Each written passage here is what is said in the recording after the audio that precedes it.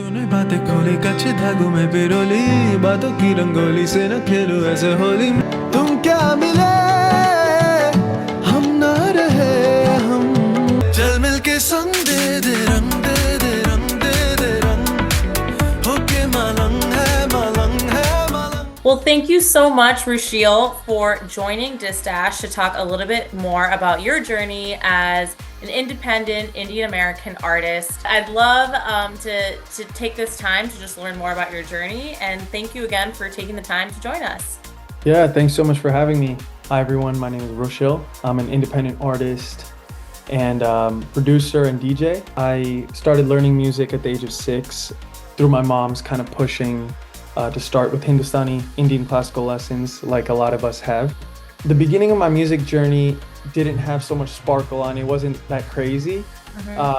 Honestly, she just put me in classes and I didn't really like it too much. But as I went along, you know, through getting more involved in elementary school, middle school, high school, through music in school, through plays and choir and, you know, finding stuff on my own as well. Discovering garage band in middle school and then experimenting with that for you know, hours on end every day. Each level of music that I discovered kind of added to that growing love for it. And then by the time I was in you know, end of high school, entering college, I was at a point where so much had accumulated and built up where through the classical lessons continuing and then through all the different experiences and things that I was deriving inspiration from on my own through discovering music on my own, I decided, you know, this has to be a big part of my life because you know, people are loving what I do, I'm loving what I do. I can see the growth happening here in the right direction. So that's kind of like the Spark Notes version of it, but I feel like, you know, a lot of the times that I'm still just starting on this journey and there's so much left to write and I'm really excited to do so. So yeah, only time will tell. You started with classical music when you were younger, and then in high school, it sounds like you were kind of doing a couple different styles. So we could obviously talk about that for hours, and I would love to. But I'd love to talk about one really amazing aspect of your journey so far. Just last year, it sounds like, winning a competition, not just any competition. Yeah. So you won the Saregama USA Ticket to Bollywood competition in 2023. Please tell me what that was like. I, like many kids and families, grew up watching Saregama Ba, and you know, for you to win that competition must have been just an amazing milestone. So please tell me more about that competition and what you got out of it. Yeah, I mean, that whole experience was very, very unprecedented in a way because I think this was maybe part of the Saregama record label's initiative to expand globally rather than just be contained to India, because I think a lot of the televised competitions that happened that we watched growing up were based in India and based on the Bollywood kind of industry. But I think this is one of the, you know, first competitions where they're expanding globally and you know, scouting talent, you know, internationally. So it was a very interesting experience that my mom actually found on Facebook. And it was I'm from New Jersey, so for those of you who know New Jersey, it's, you know, a lot of Indian influence and a lot of Indian population here. So the competition was happening in New Jersey and my mom found it through, you know, some web of Facebook groups and this and that. And she said, you know, you should participate. So I was just like, all right, let's just go. There was a lot of people there. It was a great experience, a lot of waiting, a lot of patience, but I was glad that I went because ultimately I did have the honor of winning it. And through that, I got to record a song with the label in commemoration of the movie Rocky or Rani. And I made my own medley, recorded it in this very room that I'm talking from right now in my little, you know, home studio, and released the song with them. So that was an incredible opportunity. And yeah, I mean, you know, it took one little opportunity, one Facebook group blast to lead me down a whole different path. So I'm very grateful for it. And I think that kind of served as the catalyst for me to see, okay, I'm capable of bigger and bigger things, and kind of keep an eye out for those, seemingly like random opportunities, because you never know. The work is definitely,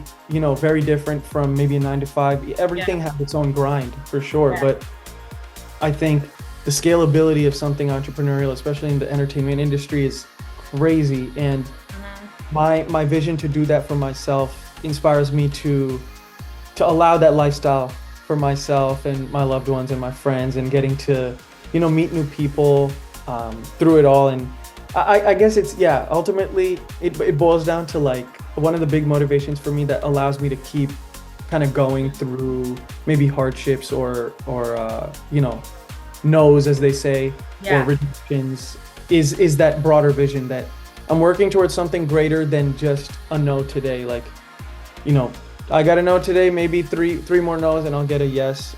Who knows? But ultimately, I think the majority of people who have succeeded have only done so because they didn't stop. Yeah.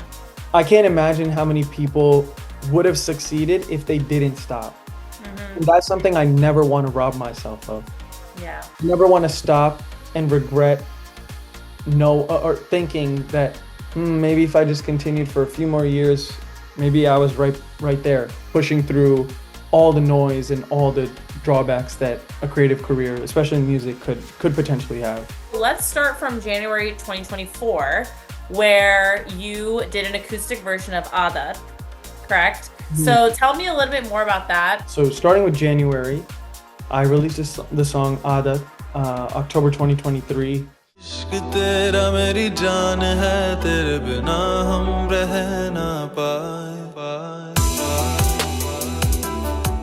People seem to love it right as it released, and over time it built streams and that kind of stuff. So I thought, why not release an acoustic version, because it was to me the perfect song to do an acoustic version for, where it's talking about the habit of love and how intoxicating love can be in a good way, how all-consuming it can be. So I released the acoustic version because I just wanted to give it a little different flavor, and people seem to love that too.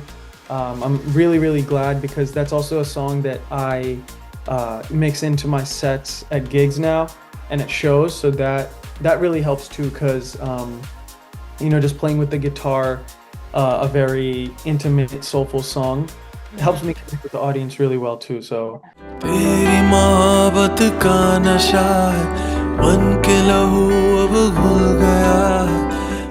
that was the story behind that. And another fun fact is Aadat was the first song that me and my mom co-wrote together. So I've never learned Hindi in my life. The only way I've learned Hindi is by listening to music and by watching movies. So I don't know how to write in it much at all. I tried my hand at it, very grammatically incorrect. So my mom, she was never a songwriter or anything like that, but she has a very good understanding of music and of, writing and poetry, we found out. So when I asked her to help me co-write the song and help me with lyrics for it, she did an incredible job, and now she's helped me write 3 songs that I've released now, and hopefully many, many more. Tell me what the song of the summer, for now until your next release, what Rendezvous is about and what it means to you. We could speed it up, just what you like, reason to be holding. And I just wanted to expand the sonic range that I was going for. And again, another thing on my bucket list has always been to have, like a song of the summer type thing, where it's just a very upbeat, very like windows down, very party vibes. I also, like, on a slightly deeper level, just wanted it to be something that, especially following a track that was more intimate and like thought-provoking. I think live performance in general is like the ultimate goal for me in terms of my music. Every song that I put out, every song has an intention or I have an intention with every song to perform it live. There's always a vision of how is this going to sound live? How can I, incorporate it into a set? But yeah, I think live performance is just like the biggest goal for me in terms of scalability and just performing around the world with all my original music. So, to really scale that or work towards building that up, after graduating last year, I decided to kind of start my own live entertainment kind of business, and I learned to DJ. I think now it's been a year and a half. So I learned to DJ and I incorporate that into my sets as well. So I'm a live DJ for private events, weddings, different things like that. And then I'm also a live singer for private events, stage shows, weddings, and doing all of those over the last year has been so gratifying. Not only because, they help financially support me, but also because I've met so many people through all of these events, and it's led to not only new leads for different events, but also it's led to new friendships, new connections for future collaborations or whatever it is. It's just been the network's just been expanding, and I love live performing. So if anyone watching has an event coming up and they love what I do, I would love to perform. You can always DM me or message me on any of my social media platforms. So yeah, it's just a great thing, and I hope over time I can incorporate more and more of my original stuff into my sets as well, and people keep resonating with that too. If you want to check out my music and follow me on my journey, you can listen to all my music on all streaming platforms, on Spotify, Apple Music, YouTube Music, or wherever else you listen to music, by searching up my name, Rushil, in all caps. And if you want to follow me on social media, it's Rushil Official on all platforms.